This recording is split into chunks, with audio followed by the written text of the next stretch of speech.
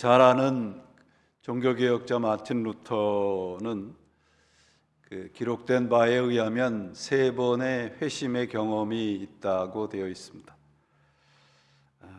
마틴 루터는 아주 신경쇠약증으로 평생을 시달렸던 사람입니다. 그를 괴롭혔던 신경쇠약의 원인은 뭐냐 하면 하나님의 심판에 대한 두려움이었습니다. 어떻게 하면 내가 하나님의 심판에서 벗어날 수 있을까? 그래서 그 성당 앞에 있는 100여 개가 넘는 계단을 무릎으로 기어 오르락내리락 하기까지 하면서 그 두려움을 씻어내려고 했습니다.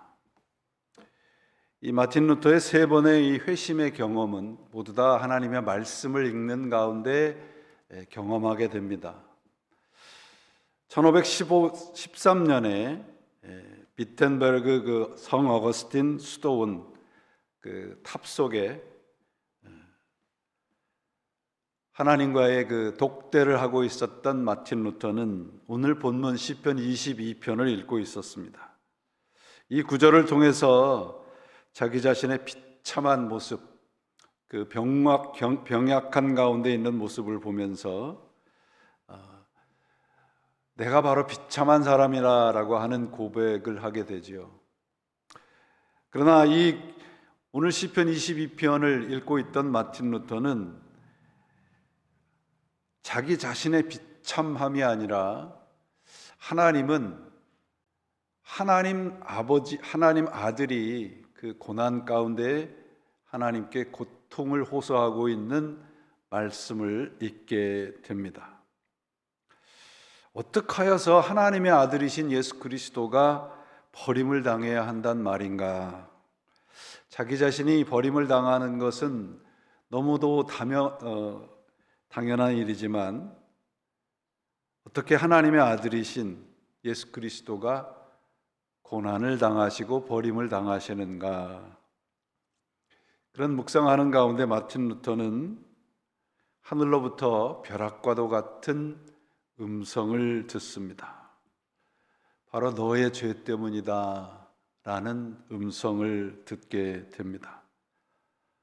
하나님의 아들이 나의 죄 때문에 십자가에서 왜 버리셨나이까 라고 하는 고백을 외침을 하고 있구나 라는 것을 깨닫게 돼요. 그 이후로 마틴 루터는 더 이상 무서운 심판자의 하나님이 아니라 언제나 우리의 고통의 한복판에 함께 하시는 은혜로운 하나님을 만나게 됩니다. 그리고 우리가 잘 아시듯이 마틴 루터는 우리의 노력이 아니라 우리의 행위가 아니라 은혜로 말씀으로만 구원을 얻는다라고 하는 종교개혁을 일으키게 되는 겁니다. 십자가에 달리신 오늘 1절 말씀처럼 내 하나님이여 내 하나님이여 어찌하여 나를 버리시나이까?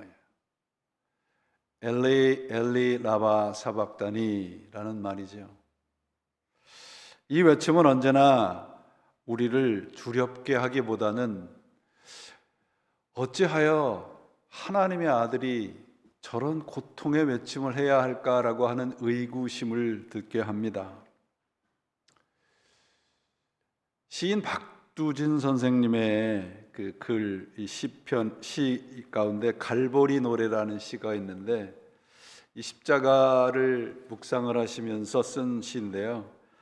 해도 차마 밝은 채로 비출 수가 없어 낯을 가려 밤처럼 캄캄했을 뿐 방울방울 가슴에 하늘에서 내려 맺는 푸른 피를 떨구며, 이 시인은 예수님의 십자가에서 흘리는 피를 푸른 피라고 말을 하고 있습니다. 창백하다는 것이죠. 주님이 호흡이 곤란할 정도로 고통 속에서 외치는 외침인데 그가 흘리는 피는 창백한 피였다라고 하는 시인의 고백입니다. 현대의학은 십자가의 처형 고통이라고 하는 것이 가장 비인간적이다라고 얘기를 하죠. 강한 채찍질에 의해서 외적으로 많은 상처를 받게 되고 결국은 빈혈이라고 하는 쇼크가 생긴다 해요. 그래서 극도의 호흡 곤란이 오고 그 고통스러운 그 자세 때문에 숨쉬기가 곤란해지고 혈액 속에 이산화탄소가 증가되어서 결국은 질식해서 사망에 이른다 합니다. 근데 우리는 이 십자가를 생각하면서 이렇게 감정에서만 울컥해요. 그래서 십자가에 대해서 고통에 대한 것을 쉽게 제거를 해버립니다. 예수라고 하는 33살의 팔레스타인의 청년이 고통과 고뇌 속에서 부르짖는 음성보다는 그 피로 인해서 우리가 구원을 받았다라고 하는, 그래서 우리는 십자가를 장밋빛 십자가로 변질시켜 버리고 있습니다. 값싼 위로와 축복을 구하는 이들에게 오늘 우리 앞에 있는 예수님의 십자가는 스캔들입니다. 그 십자가에는 예수님의 푸른 피가 배어 있어요. 그 피가 아니면 오늘 우리는 이 자리에 있을 수가 없습니다. 엘리 엘리 라바 사박다니, 이는 예수님의 고통의 외침입니다. 그러나 주님의 고통의 외침, 주님 자신을 위한 고통의 외침이 아니라 우리 죄의 고통을 위한 외침이지요. 마틴 루터가 시편 22편에서 만난 하나님은 자기 자신의 죄를 위해서 고통을 당하시는 하나님입니다. 우리는 십자가에서 어떤 예수를 만나고 계시나요? 우리의 이 일상에서 인생 살아가면서 만나는 자질구레한 문제들의 해결사로 만나고 계시나요? 아니면 우리의 죄를 씻기 위해서 당신의 피 전체를 쏟아주시는 구세주이신 예수님을 만나고 계십니까? 예수님은 우리의 머리로 지은 죄 때문에 가시 면류관을 쓰셨습니다. 우리가 손으로 지은 죄 때문에 두 손의 못을 박히셨습니다. 우리가 발로 다니면서 지은 죄 때문에 그 발에 쇠 못이 박혔습니다. 그리고 우리 가슴으로 지은 죄 때문에 그의 가슴에 창자국이 났습니다. 오늘 우리가 만나고 있는, 우리가 원하는 예수님은 이 십자가에서 계신 예수님인가요? 아니면 화려한 금발 그리고 아주 잘생긴 얼굴의 예수 그리스도, 그래서 내가 필요하면 언제나 달려가서 만날 수 있는 그런 예수님을 우리는 원하고 있는 것은 아닙니까? 오늘 이 예수님께서 십자가에서 쏟아놓으신 고통의 외침, 이것은 우리는 때로는 고통을 당하고 고난을 당하면 하나님이 안 계시는 건 아닌가라는 생각을 하게 돼요. 굉장히 상식적이죠. 이성적인 생각입니다. 하나님이 계시다면 이런 일이 우리에게 일어날 수 없다는 것이죠.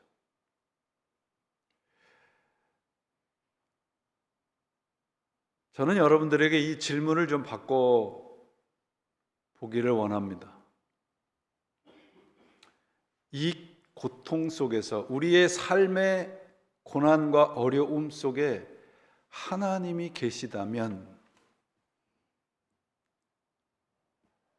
아니 하나님이 계시지 않는다면 어떻게 될까요? 오늘 이 성금요일이 없다면 우리의 일생은 어떨까요? 성금요일은 우리의 고통 속에 하나님이 계시다면, 이 질문에 대한 하나님의 대답입니다. 하나님은 우리의 삶의 어려움과 고통과 그 두려움, 외로움, 실패, 좌절, 그런 것들을 제거하지 않으십니다. 그 대신 하나님은 그 우리의 실패와 좌절과 고통 한복판에 뛰어드십니다.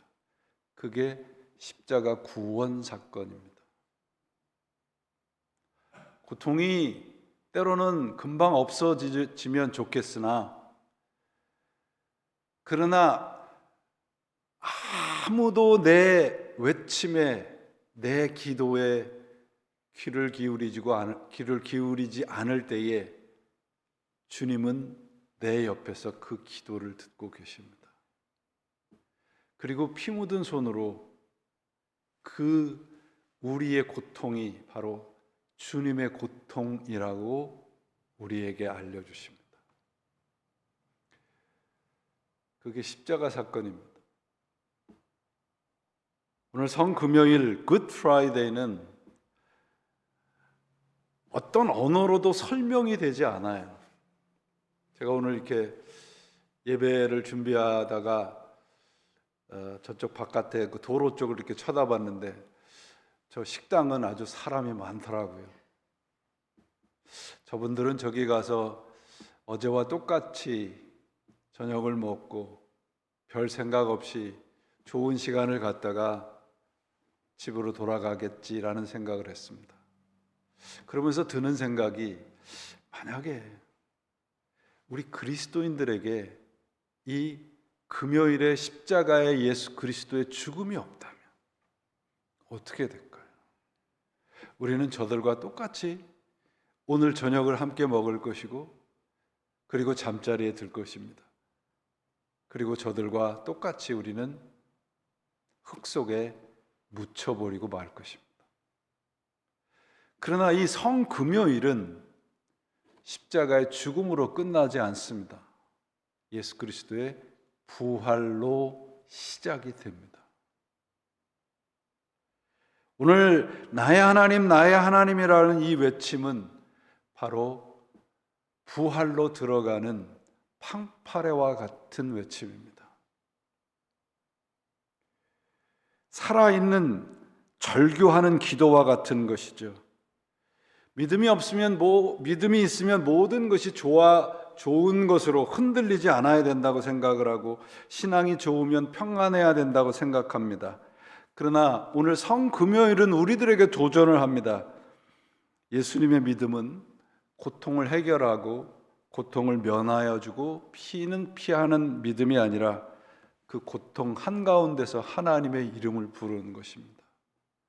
여러분, 아무도 나의 기도에 귀를 기울이지 않을 것 같은 순간에 하나님의 이름을 목청껏 외쳐보신 적이 있나요? 얼마 전에 제 읽은 책 가운데 그 장애 아이를 키우는 젊은 엄마가 쓴 책이에요. 책 제목이 나는 오늘도 소금밭에 물 뿌리러 간다. 나는 오늘도 소금밭에 물 뿌리러 간다. 소금밭에 물을 뿌리면 뿌리는 즉시 없어지잖아요. 우리 일생이 그렇습니다. 그러나 예수 그리스도와 함께하는 인생은 내가 오늘 소금밭에 물을 뿌리는 것 같은, 아무것도 없는 것 같은 그런 삶을 매일매일 살아가지만 우리의 종착지는 부활의 아침입니다. 성금요일은 오늘 이 어둠으로 끝나지 않습니다. 성금요일은 부활절로 끝이 납니다. 아니, 부활절로 시작이 됩니다. 오늘 이 죽음의 이 예수님께서 시편 22편에서 이 말씀하시는 이 외침은 바로 부활의 시작을 우리들에게 말씀을 하고 있습니다. 그리고 우리들에게 말씀하세요. 너희의 고통은 너희 혼자만의 고통이 아니다. 나의 하나님 어찌하여 나를 버리시나이까? 이것은 불신앙의 외침도 아니고 하나님이 내 옆에 계시다라고 하는 확신의 외침입니다. 왜냐하면 하나님을 믿지 않는 사람은 할 수 없는 외침이기 때문에 그렇습니다. 하나님은 왜 우리의 이런 고통의 외침에 침묵하고 계시는 것 같은가요? 왜 선한 사람이 고통을 당하는가요? 그래서 오늘 시편 기자는 하나님이 어디 계십니까? 라고 얘기를 하고 묻고 있으면서 하나님을 향해서 부르짖고 있습니다. 그러니까 결국은 이 시편의 기자는 하나님이 어디 계신지를 모르는 것이 아니라 내 옆에 있다라고 하는 것을 아는 거예요. 성금요일은 오늘 이 제 예배당에 이렇게 제가 좀 어둡게 했습니다. 이렇게 끝나지 않습니다. 우리에게 많은 해결되지 않은 문제들도 있고요. 끝나지 않는 고통이 있습니다. 그러나 우리는 예수 그리스도 앞에서, 부활의 앞에서 하나님 어디 계십니까? 라고 하는 고통을 하고 있다는 것을 잊지 않으시기를 바랍니다. 그래서 오늘 이 시인은 내 하나님이여 내 하나님이여 어찌 나를 버리시나이까 라고 얘기하잖아요. 나의 하나님이라고 하는 것의 이 고백은 이 엄청난 고백이거든요. 나의 하나님 어찌하여 나를 버리시나이까. 하나님을 내 하나님이라고 고백하는 구약의 이 시 그 내용의 표현들은 몇 군데 없습니다. 나의 하나님이라고 하는 1인칭의 하나님의 호칭이 나오기까지 구약이라고 하는 긴 시간이 걸려요. 그리고 예수님은 뭐라고 또 부르시나요? 나의 아버지라고 부르죠. 나의 아버지. 아버지라고 부르는 것뿐만 아니라 한 걸음 더 나가서 아버지라고 부른단 말이에요. 하나님을 아버지라고 부르고 있는 예수님의 이 고백은요, 이 호칭은 예수님이 구약의 성취라는 것을 우리들에게 가르쳐 주고 있습니다. 단순히 그저 아버지와 같은 친밀한 존재를 보여주는 그런 것이 아니라 예수님께서 아버지라고 불렀던 그 자리가 어느 자리입니까? 겟세마네예요. 아버지. 주님은 생애의 어려움을 만날 때마다 전능하신 하나님을 찾는 것이 아니라 아버지를 찾아요. 저는 저희 아버님이 제가 고등학교 1학년 때 16살 때 세상을 떠나셨어요. 그래서 하나님을 아버지라고 부르는 게 얼마나 좋았는지 모릅니다. 육신의 아버지를 떠올리기도 했지만 제 삶에 그 너무도 큰 빈 공간이 있었는데 아버지의 그 빈 공간을 하나님께서 채워주시고 또 나와 늘 동행하시는 그런 하나님을 만나게 해 주셨습니다. 예수님은 우리들에게 이런 아버지를 허락하고 계십니다. 그 시작점이 어딘가? 오늘입니다. 성금요일입니다. 이상하지 않으세요, 여러분? 이렇게 고난주간에 제일 최고의 클라이막스인 예수님의 죽음이 있는 금요일을 왜 굿 프라이데이라고 부를까요? 왜 그래요, 여러분? 저 같으면 worst Friday 이렇게 부를 것 같은데 Good Friday라고 부른다. 앞으로 우리들의 삶에 good 하나님의 그 좋으신 하나님이 항상 같이 계신다라는 것이죠. God is good. 그러면 뭐라 그래요? All the time. 하나님은 all the time 우리와 함께 계셔요. 그래서 사도들은 초대의 그리스도인들은 이 성금요일을 Good Friday라고 불렀나 보다. 여러분, 우리의 고통 가운데서 희망의 노래를 부를 수 있는 근거가 바로 이 아버지 되시는 우리 하나님이십니다. 그분은 죽음으로부터 우리를 건져내신 분이시잖아요. 오늘 본문을 보시면 우리말 성경에는 번역이 안 돼 있는데요. 3절, 6절, 9절에 시작의 첫 단어가 그러나예요. 그러나. 3절에 보시면 이스라엘 찬송 중에 계시는 주여 주는 거룩하시니이다. 2절에 보면 응답하지 아니하시니까라고 하나님 앞에 외치고 있는데 그 다음에 시작이 어떻게 되냐면 그러나 하나님은 거룩하신 분이십니다. 6절에도 내가 수치를 당하게 하고 있지 않았습니까? 그러면서 그러나 나는 벌레요 사람이 아니라 사람의 비방거리요 백성의 조롱거리가 됩니다. 금방 해결이 되지 않아요. 9절도 마찬가지입니다. 내가 구원하실 그를 기뻐하시니 건져내실 것을 아십니다. 그러나 오직 주께서 나를 모태에서 나오게 하시고 내 어머니의 젖을 먹을 때에 의지하게 하셨나이다. 모든 것에 반전이 있다는 말이죠.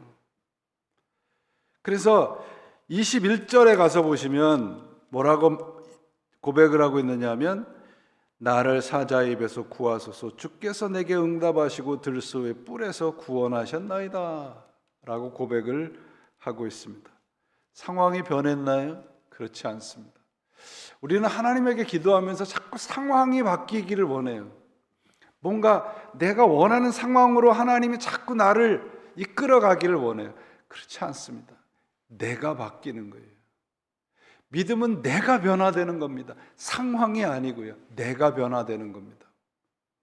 이 굿 프라이데이는 오늘이 지나면 부활이 되는 것처럼 상황이 바뀌는 게 아니라 우리라고 하는 그리스도인이라고 하는 존재 자체가 죽음의 몸에서 삶의 몸으로, 부활의 몸으로 바뀌는 거예요. 그것이 믿음입니다. 고난주간은 부활주일로 끝이 납니다. 십자가는 끝이 아니라 터닝 포인트예요. 예수 그리스도의 부활은 하나님의 마지막 말씀은 고난이 아니라 생명이라고 하는 것을 보여주는 것입니다. 시편 22편에서 그래서 한 사람의 고난과 고통의 호소처럼 보이잖아요. 그런데 시편 22편을 끝까지 읽어보시면 모든 열방이 구원을 받는다고 고백하고 있어요. 한 사람으로 인해서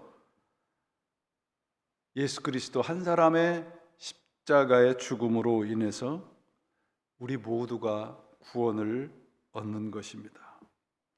여러분들에게 바라고 원하기는 그저 10년 전 굿 프라이데이나 작년 굿 프라이데이나 그냥 지나고 나면 잊어버리는 그런 성금요일이 되시지 않으시기를 바랍니다. 고난주간은 단순한 릴리저스 이벤트의 날이 아닙니다. 우리는 예수님을 다시 그냥 잊혀진 분을 다시 메모라이즈 하려고 고난주간을 지나는 것이 아니에요. 또 하나 고난주간에 우리가 금식도 하고 뭐 여러 가지 종교적인 행사도 합니다. 우리는 금욕적인 생활을 하기 위해서 예수를 믿지 않습니다. 예수를 닮아가기 위해서 예수를 믿어야 하죠. 그것이 고난주간에 우리들에게 주시는 메시지입니다. 삶을 살아가면서 하나님이 멀게 느껴질 때도 있고 기도가 전혀 되지 않을 때도 있습니다. 고통이 계속될 때. 그때 오늘 예수님의 이 고통의 외침을 다시 기억하시기를 바랍니다. 나의 하나님, 나의 하나님, 어찌하여 나를 버리시나이까? 하나님은 바로 나의 하나님이십니다. 우리 한 사람 한 사람의 하나님이심을 다시 기억하시고 이 굿 프라이데이가 정말 굿 프라이데이로 우리들의 삶 속에 자리 잡고 이것이 부활로 이어지는 터닝 포인트의 날이 되시는 여러분들이 되셔서 언제 어디든지 우리가 하나님을 아버지라고 부르는 그 자리, 그 순간, 그 모든 기회가 하나님을 만날 수 있는 귀한 자리임을 다시 한번 확인하시는 성금요일 그리고 부활절을 준비하시는 여러분들이 되시기를 예수님의 이름으로 축원을 드립니다. 기도하시겠습니다. 공동기도 여러분들에게 나눠드렸습니다.